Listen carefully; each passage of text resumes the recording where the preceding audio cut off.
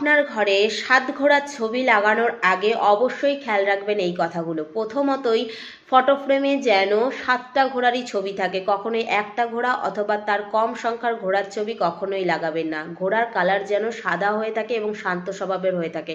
কখনোই উগ্র ঘোড়ার ছবি অথবা যুদ্ধ করতে যাচ্ছে, রথ টানছে, দড়ি দিয়ে বাঁধা, এমন ঘোড়ার ছবি কখনোই লাগাবেন না।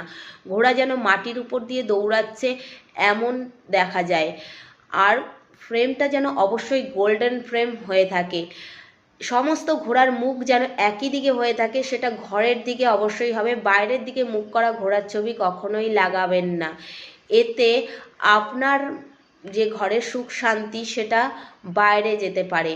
এবং বিভিন্ন দিকে মুখ করা ঘোড়ার ছবি যদি একসঙ্গে লাগিয়ে থাকেন, সেক্ষেত্রে ঘরের লোকেরা মানসিক অশান্তিতে ভুগতে পারে।